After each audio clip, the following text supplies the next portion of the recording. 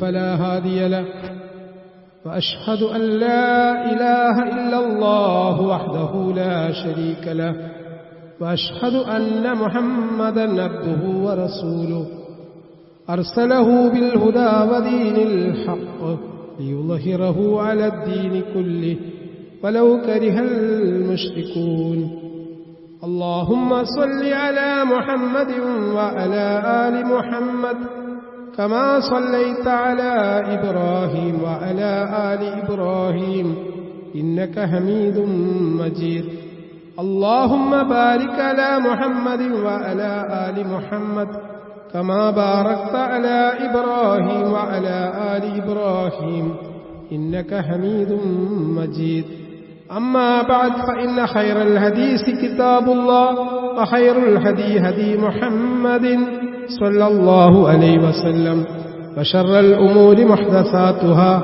وكل محدثة بدعة وكل بدعة ضلالة وكل ضلالة في النار يا أيها الذين آمنوا اتقوا الله حق تقاته ولا تموتن إلا وأنتم مسلمون أعوذ بالله من الشيطان الرجيم بسم الله الرحمن الرحيم قل هل ننبئكم بالأخسرين أعمالا الذين ضل سعيهم في الحياة الدنيا وهم يحسبون أنهم يحسنون صنعا أولئك الذين كفروا بآيات ربهم ولقائه فحبطت أعمالهم فلا نقيم لهم يوم القيامة وزنا ذلك جزاؤهم جهنم بما كفروا واتخذوا آياتي ورسلي ഹുസുവാ. സ്നേഹം നിറഞ്ഞ സത്യവിശ്വാസികളെ, ജീവിതത്തിൻ്റെ എല്ലാ തലങ്ങളിലും സ്വകാര്യഘട്ടങ്ങളിൽ പ്രത്യേകിച്ച് അള്ളാഹുവിൻ്റെ വിധിവിലക്കുകൾ കഴിവിൻ്റെ പരമാവധി സൂക്ഷിച്ച് ജീവിക്കണമെന്ന് എന്നോടും നിങ്ങളോടും ഉണർത്തുന്നു, വസിയ്യത്ത് ചെയ്യുന്നു.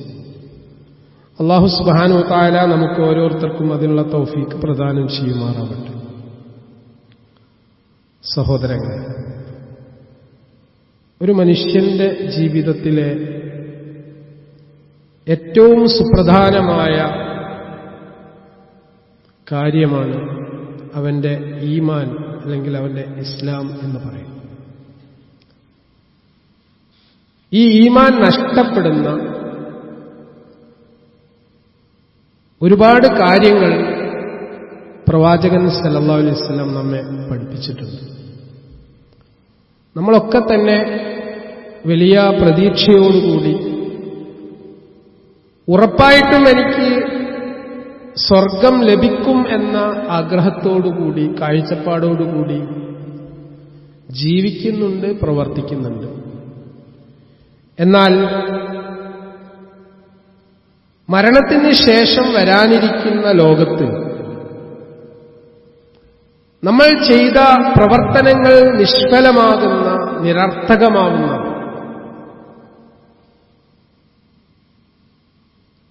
ഒരു സാഹചര്യത്തെ സംബന്ധിച്ച് നമ്മൾ ചിന്തിക്കേണ്ടതുണ്ട്. ഒരു ഉദാഹരണം പറഞ്ഞാൽ, ഞാൻ വിശ്വസ്തനായ ഒരു വ്യക്തിയെ എന്റെ പണം കൈകാര്യം ചെയ്യാൻ വേണ്ടി ഏൽപ്പിച്ചു. എന്റെ ബിസിനസിന്റെ ഓരോ ദിവസവും ഉണ്ടാവുന്ന വരുമാനം ഇന്ന ബാങ്കിൽ കൊണ്ടുപോയി ഡെപ്പോസിറ്റ് ചെയ്യും. കൃത്യമായിട്ട് ആ വ്യക്തി അത് ചെയ്യുന്നുണ്ട് എന്നുള്ള വിശ്വാസത്തിലാണ് അയാളെ ഞാനത് ഏൽപ്പിക്കുന്നത്. അങ്ങനെ 1-2 മാസം കഴിഞ്ഞപ്പോൾ എനിക്കൊരാവശ്യം വന്നപ്പോൾ ഞാനത് തിരിച്ചെടുക്കാൻ വേണ്ടിയിട്ട് ബാങ്കിൽ ചെല്ലുന്ന സന്ദർഭത്തിൽ ഞാൻ ഡെപ്പോസിറ്റ് ചെയ്ത പൈസയൊന്നും അവിടെ കാണുന്നില്ല. അപ്പൊ നമുക്കുണ്ടാവുന്ന ഒരു മാനസികാവസ്ഥ ഉണ്ട്. ഇത് ഈ ദുനിയാവിന്റെ ഒരു കാര്യമാണ്. എന്നാൽ അള്ളാഹുവിന്റെ തൃപ്തി പ്രതീക്ഷിച്ചുകൊണ്ട് നമ്മൾ ചെയ്യുന്ന പ്രവർത്തനങ്ങൾ നാളെ പരലോകത്ത് വിചാരണ ചെയ്യപ്പെടുന്ന ഘട്ടത്തിൽ തുലാസിൽ ധനം തൂങ്ങാതിരിക്കുക എന്ന് പറയുന്നത് വലിയ നഷ്ടമാണ്. അങ്ങനെയുള്ള ഒരു വിഭാഗത്തെ സംബന്ധിച്ച് സൂറത്തുൽ കഹ്ഫ് എല്ലാ വെള്ളിയാഴ്ചയും ഞാനും നിങ്ങളും പാരായണം ചെയ്യുന്ന സൂറത്തിൽ പ്രതിപാദിച്ചിട്ടുണ്ട്. ഖുൽ ഹൽ നുനബ്ബിഉകും ബിൽ അഖ്സരീന അഅമാല الذين ضل سعيهم في الحياة الدنيا وهم يحسبون أنهم يحسنون صنعا أولئك الذين كفروا بآيات ربهم ولقائه حبطت أعمالهم فلا نقيم لهم يوم القيامة وزنا. പ്രവാചകരെ പറയുക, നീ അവരെ പറഞ്ഞു കൊടുക്കണം. അറിവില്ലാത്ത ആളുകൾക്ക് നീ പറഞ്ഞു കൊടുക്കണം. എന്താ പറഞ്ഞു കൊടുക്കേണ്ടത്? കർമ്മങ്ങൾ ഏറ്റവും നഷ്ടകരമായി തീർന്നവരെ സംബന്ധിച്ച് നാം നിങ്ങൾക്ക് പറഞ്ഞു തരട്ടെയോ? കർമ്മങ്ങൾ ഒരുപാട് ചെയ്തിട്ടുണ്ട് സഹോദരങ്ങളെ. പക്ഷെ ഈ കർമ്മങ്ങൾ തീർത്തും നഷ്ടമായ ഒരു വിഭാഗത്തെ സംബന്ധിച്ച് ഞാൻ താങ്കൾക്ക് പറഞ്ഞു തരട്ടെയോ എന്നാണ് പ്രവാചകൻ സല്ലല്ലാഹു അലൈഹി വസല്ലം ചോദിച്ചത്. ഐഹിക ജീവിതത്തിലെ തങ്ങളുടെ പ്രയത്നം പിഴച്ചുപോയവരെത്രയവർ.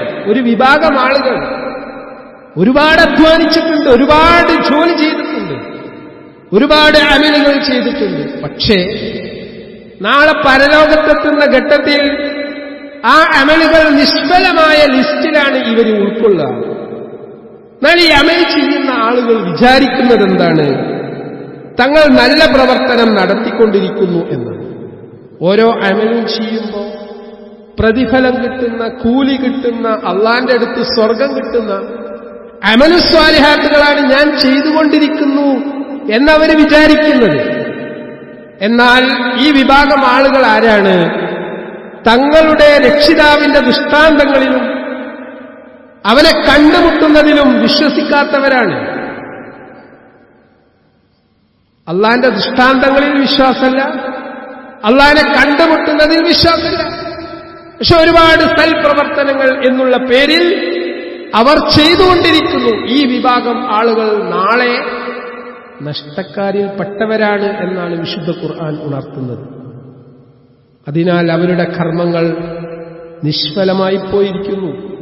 അതാണ് ഖുർആൻ പറയുന്നത്, ഉലൈകല്ലദീന കഫറൂ ബിആയാതി റബ്ബിഹിം. അല്ലാഹുവിന്റെ രക്ഷിതാവിന്റെ ദൃഷ്ടാന്തങ്ങളെ അവിശ്വസിച്ചത് കാരണം അവരുടെ പ്രവർത്തനങ്ങൾ നിഷ്ഫലമായി ഇല്ലാതായിരിക്കുന്നു. വലിഖാഇഹി ഹബിതത് അഅമാലുഹും. അല്ലാഹുവിനെ കണ്ടുമുട്ടണം എന്നുള്ള ഒരു വിശ്വാസം, അള്ളാഹിന്റെ തൃപ്തി ലഭിക്കണം എന്നുള്ള വിശ്വാസം, അള്ളാഹുവിന്റെ ദൃഷ്ടാന്തങ്ങളിലുള്ള വിശ്വാസം, ഇതൊക്കെ നമ്മൾ അമല് ചെയ്യുന്ന സമയത്ത് ഇമ്പോർട്ടന്റ് ആണ്, പ്രധാനമാണ്. അതിനാൽ നാം അവർക്ക് ഉയർത്തെഴുന്നേൽപ്പിന്റെ നാളിൽ യാതൊരു തൂക്കവും നിലനിർത്തുകയില്ല. ഒരമല് ചെയ്തിട്ടുണ്ടാവും, പക്ഷെ തുലാസിൽ തൂക്കി നോക്കുന്ന ഘട്ടത്തിൽ അമലുകൾക്ക് തൂക്കണ്ടാവില്ല. അതത്രേ അവർക്കുള്ള പ്രതിഫലം. അവിശ്വസിക്കുകയും എന്റെ ദൃഷ്ടാന്തങ്ങളെയും ദൂതന്മാരെയും പരിഹസിക്കുകയും ചെയ്യുന്നതിനുള്ള ശിക്ഷയാണ് നരകം.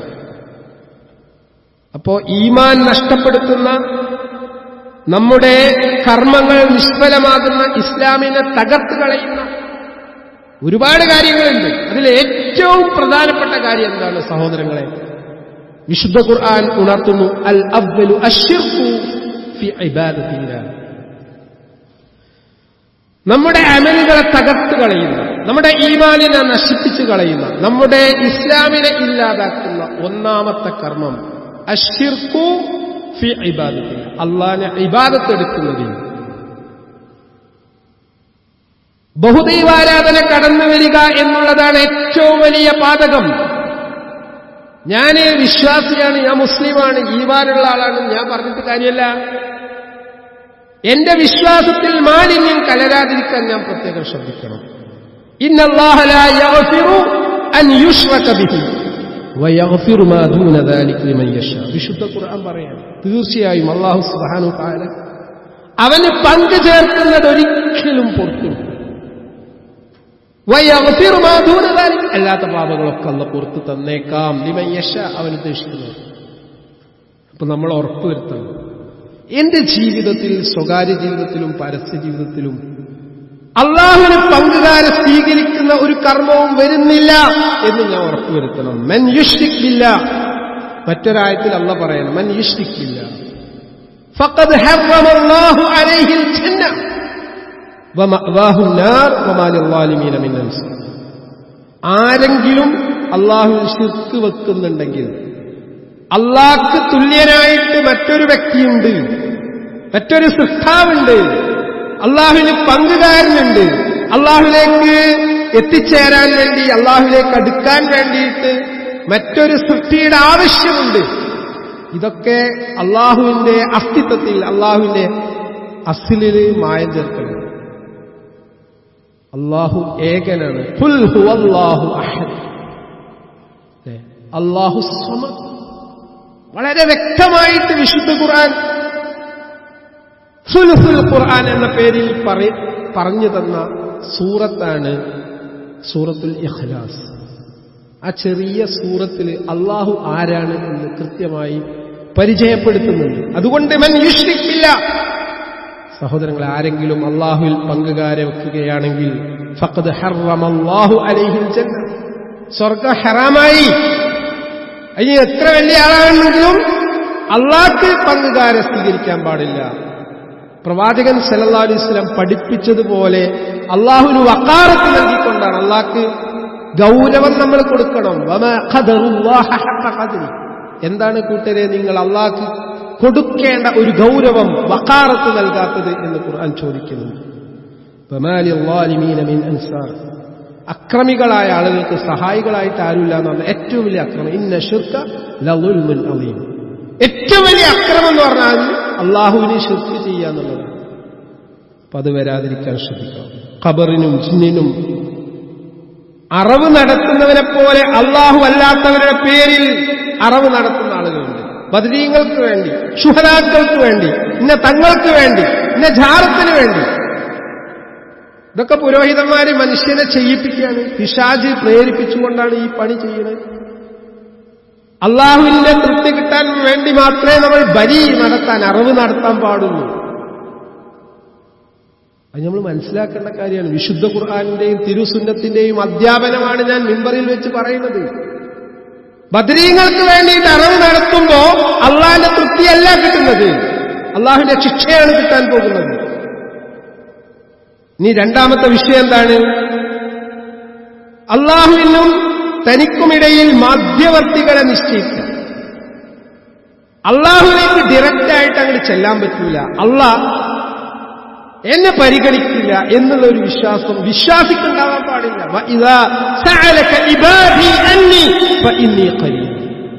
വിശുദ്ധ ഖുർആന്റെ അധ്യാപനം.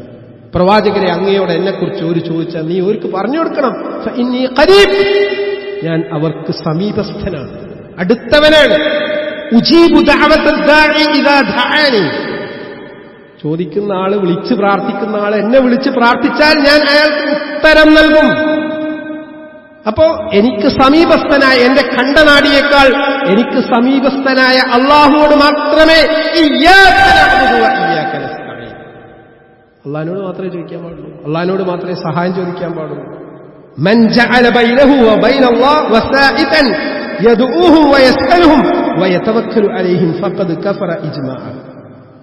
അള്ളാഹുവിലും തനിക്കുമിടയിൽ മധ്യവർത്തികളെ നിശ്ചയിക്കുകയും അവരോട് പ്രാർത്ഥിക്കുകയും ശുപാർശ ചോദിക്കുകയും അവരുടെ മേൽ ഭരമേൽപ്പിക്കുകയും ചെയ്യുന്നവർ കാഫിറായി മാറിയിരിക്കുന്നു എന്നത് ഐക്യകണ്ഠേനയുള്ള അഭിപ്രായമാണ്. പണ്ഡിതന്മാരുടെ ഐക്യകണ്ഠേനുള്ള അഭിപ്രായമാണ് അള്ളാഹുവിന് ഇടയാളന്മാരെ സ്വീകരിക്കുക എന്നുള്ളത് കുഫ്റാണ്. അപ്പൊ ഇസ്ലാമിൽ നിന്ന് പുറത്തു പോകുന്ന പണിയാണ് ഈ പണി. അത് നമ്മളെ ഈമാനിൽ വരാതിരിക്കാൻ ശ്രദ്ധിക്കണം. മൂന്നാമത്തെ കാര്യം, മുശ്രിക്കായിട്ടുള്ള ഒരു വ്യക്തി ബഹുദൈവ വിശ്വാസിയാണ്, അള്ളാഹു അല്ലാത്തവരെ അവൻ ആരാധിക്കുന്നുണ്ട്, അവരോട് പ്രാർത്ഥിക്കുന്നുണ്ട്, അവരോട് സഹായം ചോദിക്കുന്നുണ്ട്. പ്രകടമായി നമുക്ക് കൃത്യമായി മനസ്സിലാകുന്ന കാര്യമാണ്. മല്ലം യുകഫിറുൽ മുശ്രിക്കീന ഔ ശഖ്ഖു ഫീ കുഫ്രിഹിം ഔ സഹഹ മദ്ഹബുഹും കഫറ. മുശ്രിക്കുകളെ കാഫിർ ആക്കാത്തവൻ. അള്ളാഹുവിന് പങ്കു ചേർക്കുന്ന ഒരാൾ കാഫിറാണ്. കഫറ എന്ന് പറഞ്ഞാൽ എന്താ അർത്ഥം? മറച്ചുവെക്കുന്നവൻ, സത്യത്തെ നിഷേധിക്കുന്നവൻ. അതാണ് ആ വാക്കിന്റെ അർത്ഥം. മണ്ണിൽ വിത്ത് മറച്ചുവെക്കുന്ന കർഷകനും കാഫിർ എന്ന് പേരുണ്ട്. അപ്പൊ സത്യത്തെ മറച്ചുവെക്കുന്നവന്റെ പേരാണ് കാഫിർ. അതുകൊണ്ട് മുശ്രിക്കുകളെ കാഫിർ ആക്കാത്തവൻ, അല്ലെങ്കിൽ അവരുടെ കുഫ്രിൽ സംശയിക്കുന്നവൻ. ഹേയ്, ഓരൊക്കെ സ്വർഗത്തിലേക്കുള്ളവരാണ് എന്നുള്ള വിശ്വാസം, അവരുടെ കുഫ്റിനെ സംബന്ധിച്ച് സംശയം വിശ്വാസിക്കുണ്ടായിട്ടുണ്ടെങ്കിൽ, അല്ലെങ്കിൽ അവരുടെ വീക്ഷണം കറക്റ്റാണ്, ശരിയാണ് എന്ന് പറയുന്നവനും കുഫ്റിൽപ്പെട്ടു എന്നാ പറഞ്ഞത്. ഗൗരവത്തിൽ ചിന്തിക്കേണ്ട വിഷയമാണ്. ഒന്ന്, മുശ്രിക്കായ ഒരു വ്യക്തി, സത്യത്തെ നിഷേധിക്കുന്ന, സത്യത്തെ മറച്ചുവെക്കുന്ന ഒരു വ്യക്തി, അയാൾ കാഫിറല്ല എന്ന് വിചാരിക്കുക, അല്ലെങ്കിൽ അവരുടെ കുഫ്റിൽ സംശയിക്കുക, അല്ലെങ്കിൽ അവരുടെ വീക്ഷണം ശരിയാണ് എന്ന് വിശ്വസിക്കുക. ഇത് മൂന്നുണ്ടായിട്ടുണ്ടെങ്കിൽ ഈ പറയുന്ന വ്യക്തി കാഫിറാകാൻ അത് മതിയെന്നാണ് പ്രവാചകൻ സല്ലല്ലാഹു അലൈഹി വസല്ലം പഠിപ്പിക്കുന്നത്.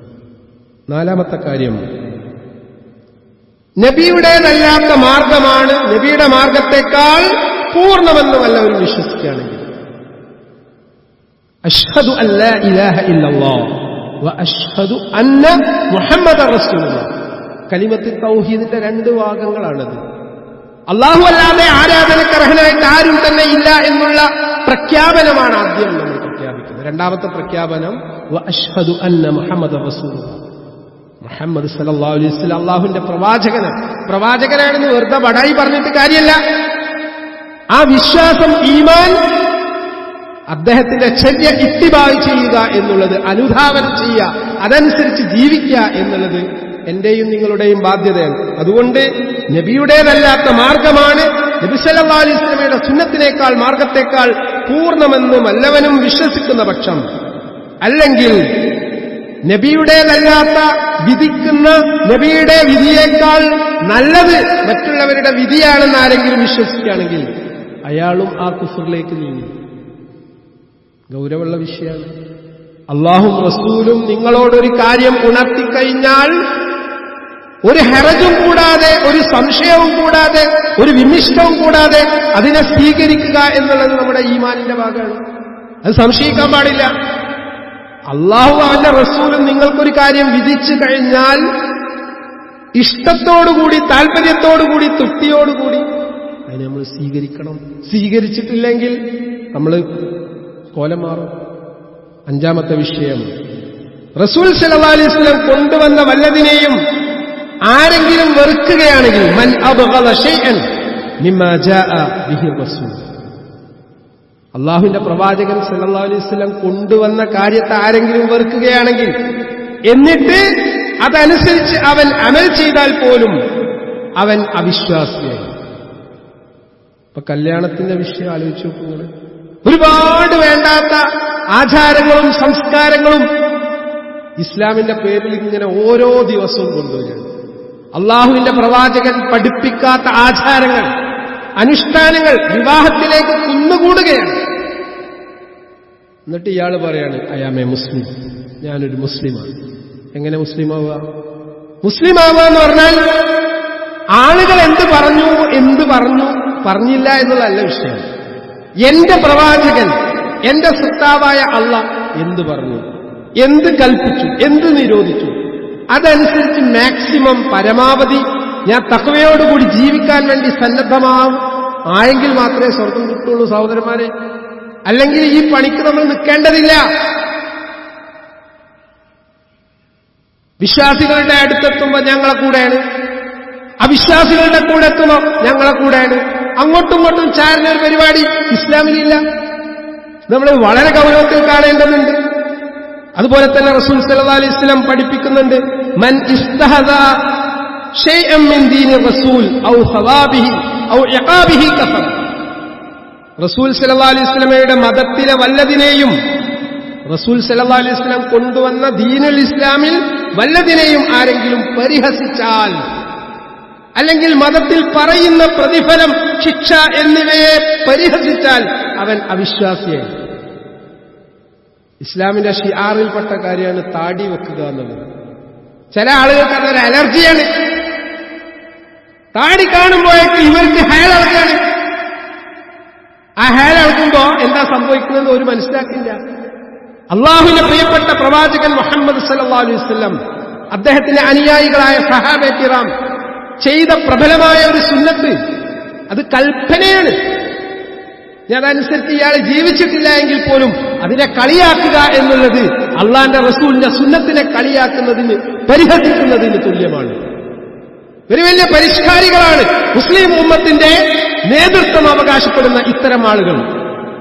അവരേറ്റവും വലിയ വെല്ലുവിളിയാണ് ഇസ്ലാമിന് നൽകുന്നതെന്ന് തിരിച്ചറിയാതെ പോകുന്നു. ഖുൽ അബില്ലാഹി വആയാതിഹി വറസൂലിഹി കുൻതും തസ്തഹ്സിഊന ലാ തഅ്തസിറു ഖദ് കഫർതും ബഅദ ഈമാനിക്കും. സൂറത്തു തൗബ 65-ാമത്തെ ആയത്ത് പറയാണ്. ആയത്തിന്റെ വിശദീകരണം എടുത്ത് വായിക്കൂ.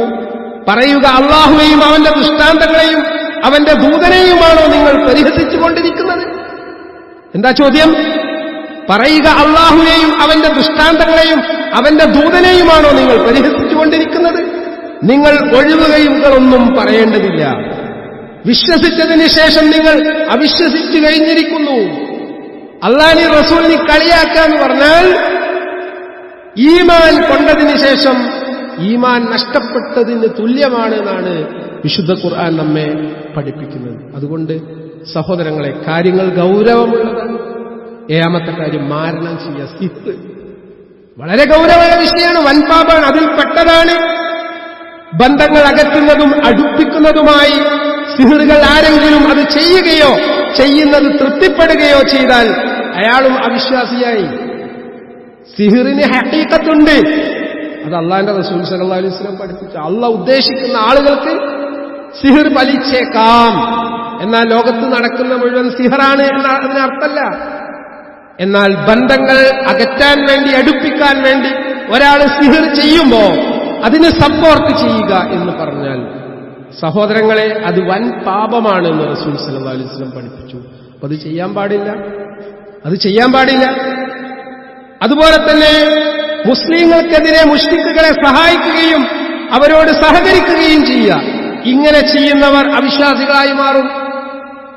വിശുദ്ധ ഖുർആൻ സൂറത്ത് മാഇദ 51-ാമത്തെ വചനം, വഅൻസൽനാ ഇലൈക്കൽ കിതാബ് ബിൽ ഹഖ് മുസദ്ദിഖൻ ലിമാ ബൈന യദൈഹി മിനൽ കിതാബി വമുഹൈമിനൻ അലൈഹി ഫഹ്കും ബൈനഹും ബിമാ അൻസലല്ലാഹ് വലാ തത്തബി അഹ്വാഅഹും അമ്മാ ജാഅക മിനൽ ഹഖ് ലികുല്ലിൻ ജഅൽനാ മിൻകും ശിർഅതൻ വമിൻഹാജ. വിശുദ്ധ ഖുർആൻ സൂറത്ത് മാഇദ 51-ാമത്തെ വചനത്തിൽ കൂടി പഠിപ്പിക്കുകയാണ്, നബിയെ, നിനക്ക് നാം യഥാർത്ഥ പ്രകാരം വേദഗ്രന്ഥം അവതരിപ്പിച്ചു തന്നിരിക്കുന്നു.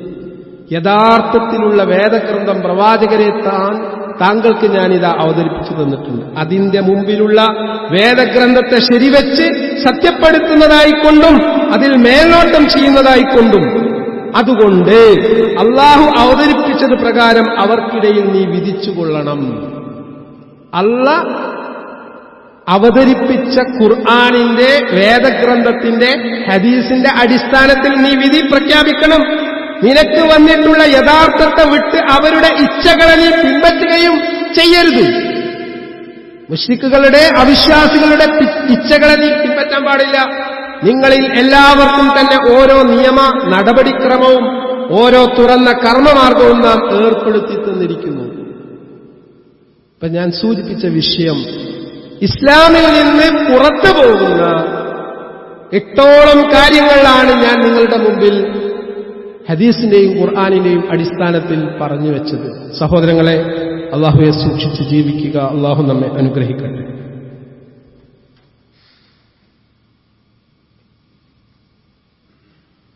അൽഹംദുലില്ലാഹി റബ്ബിൽ ആലമീൻ വസ്സലാത്തു വസ്സലാമു അലാ റസൂലില്ലാഹി വഅലാ ആലിഹി വഅസ്ഹാബിഹി അജ്മഈൻ.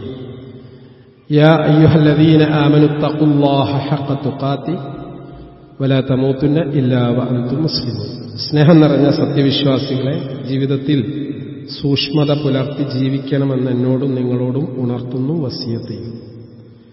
മനുഷ്യനെ അല്ലാഹ് സൃഷ്ടിച്ചത് തെറ്റ് ചെയ്യുന്ന പ്രകൃതത്തിലാണ്. ഈമാൻ യസീദു വയൻഖുസ്, ഈമാന് കൂടും ചെയ്യും കുറയും ചെയ്യും. തെറ്റ് ചെയ്യാനുള്ള അവസരങ്ങൾ മനുഷ്യന് ഒട്ടനവധിയുണ്ട്. തെറ്റ് ചെയ്യുന്ന പ്രകൃതത്തിലാണ് എന്നാണ് അള്ളാഹുവിന്റെ പ്രവാചകൻ പഠിപ്പിച്ചു, കുല്ലു ബനി ആദം ഖത്താഊൻ വഖൈറുൽ ഖത്താഈന തവ്വാബ്. അപ്പൊ ഒരാൾ തെറ്റ് ചെയ്യുന്ന ഘട്ടത്തിൽ ആ സഹോദരനോട് ഗുണകാംക്ഷ വേണമെന്നാണ് പ്രവാചകൻ സല്ലല്ലാഹു അലൈഹി വസല്ലം പഠിപ്പിച്ചത്. അള്ളാഹുവിന്റെ പ്രവാചകൻ സല്ലല്ലാഹു അലൈഹി വസല്ലമയുടെ പള്ളിയിൽ വന്ന് ഒരാൾ മൂത്രമൊഴിക്കുകയാണ് അല്ലേ? അയാൾക്ക് അറിവില്ലാതെ അദ്ദേഹം വന്ന് മൂത്രമൊഴിക്കുകയാണ്. അപ്പൊ പ്രവാചകൻ അദ്ദേഹത്തെ തടയാൻ വേണ്ടിയിട്ട് സഹാബാക്കൾ എണീറ്റപ്പോ അദ്ദേഹം മൂത്രമൊഴിക്കട്ടെ എന്ന് ആദ്യം പറഞ്ഞു. എന്നിട്ട് ഉപദേശം ഗുണകാംക്ഷയോടുകൂടി അയാളെ തിരുത്തുക ചെയ്തു. നമ്മളുടെ നടപടി എങ്ങനെയായിരിക്കും? ഒരാൾ തെറ്റെന്തെങ്കിലും ഒന്ന് ചെയ്താൽ പിന്നെ അയാളെ കാലാകാലം തെറ്റുകാരനാക്കാനുള്ള ഒരു പ്രവണത നമ്മിൽ പലർക്കും ഉണ്ട്. ഇവിടെ നമ്മൾ മനസ്സിലാക്കേണ്ടത് അള്ളാന്റെ കാരുണ്യത്തെ സംബന്ധിച്ച് നമ്മൾ നിരാശപ്പെടാൻ പാടില്ല. അവസാനം നോക്കിയാണ് അള്ള മാർക്കില്ല. ജാഹിലിയ പിരീഡ് എല്ലാവരുടെയും ജീവിതത്തിൽ വന്ന് ഭവിച്ചേക്കാം. ഉമർ റളിയല്ലാഹു അൻഹുവിന്റെ ജാഹിലിയ കാലഘട്ടം നമുക്കറിയുന്നതാണ്. അദ്ദേഹം സ്വർഗം കൊണ്ട് സന്തോഷവാർത്ത അറിയിക്കപ്പെട്ട സഹാബിയാണ്. അപ്പൊ മനുഷ്യ സഹജമായ തെറ്റുകൾ നമ്മുടെ സുഹൃത്തുക്കളിലുണ്ടാവും, അയൽവാസിയിലുണ്ടാവും, കുടുംബക്കാരിലൊക്കെ ഉണ്ടാവും. അപ്പൊ നമ്മൾ സ്വീകരിക്കേണ്ട നിലപാടെന്താണ്? ഗുണകാംക്ഷയോടുകൂടി ആ തെറ്റിൽ നിന്ന് അയാളെ തടയാം, തെറ്റിനെ വെറുക്കുക. തെറ്റ് ചെയ്യുന്ന വ്യക്തിയെ സ്നേഹിക്കാനും അയാളെ തിരുത്താനുമുള്ള ഒരു വിശാല ഹൃദയമാണ് സഹോദരങ്ങളെ നമുക്കുണ്ടാവേണ്ടത്. അപ്പോഴേ മാറ്റം ഉണ്ടാവുള്ളൂ. അതുപോലെ സൂചിപ്പിക്കാനുള്ളത്, നമ്മുടെ സഹോദരങ്ങൾ ഒരു വലിയ ദുരന്തത്തിൽപ്പെട്ടു എന്ന് നമുക്കറിയാം. ഒട്ടനവധി സഹായങ്ങൾ അവിടേക്ക് ഒഴുകിക്കൊണ്ടിരിക്കുന്നു. ഇവിടെ സഹായിക്കാനുള്ള ഒരു മനസ്ഥിതി നമുക്കുണ്ടോ എന്നുള്ളത് പ്രധാനം. ഇപ്പൊ ഫലസ്തീനിൽ നമ്മുടെ സഹോദരങ്ങൾ ഏറെ പരീക്ഷിക്കപ്പെട്ട ഘട്ടം പരീക്ഷിക്കപ്പെട്ടുകൊണ്ടിരിക്കുന്നു. അപ്പൊ അവിടെ പോയിട്ട് കാര്യങ്ങൾ നിർവഹിക്കാൻ നമുക്ക് പറ്റില്ല എങ്കിൽ അവർക്ക് വേണ്ടി ദുആ ചെയ്യാൻ പറ്റും.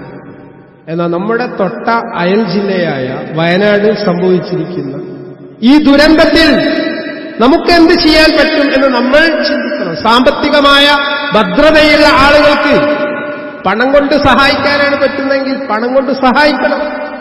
ശരീരം കൊണ്ടെങ്കിൽ ശരീരം കൊണ്ട് സഹായിക്കണം. ഒരു മെസ്സേജ് അയക്കാനാണ് അതുകൊണ്ട് ചെയ്യണം. അപ്പൊ ഏത് രൂപത്തിലാണോ നമ്മുടെ സഹോദരങ്ങളെ സഹായിക്കാൻ പറ്റുക എന്ന് നമ്മൾ ചിന്തിക്കുക. എന്നിട്ട് സന്ദർഭോചിതമായി നമ്മൾ ഇടപെടുകയും അവരുടെ പുനരധിവാസ പ്രവർത്തനങ്ങളിൽ നമ്മൾ ഭാഗവാക്കാവണം. അത് നമ്മുടെ ഈമാനിന്റെ ഭാഗമാണ്.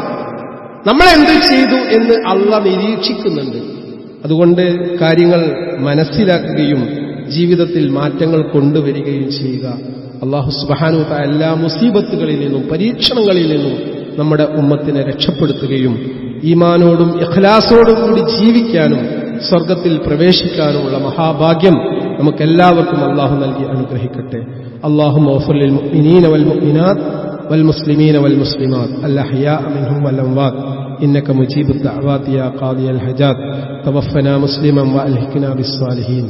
اللهم أجرنا من النار، اللهم أجرنا من النار، اللهم أجرنا من النار. ربنا تقبل منا إنك أنت السميع العليم وتب علينا إنك أنت التواب الرحيم. وصلى الله على محمد وعلى آله وأصحابه أجمعين.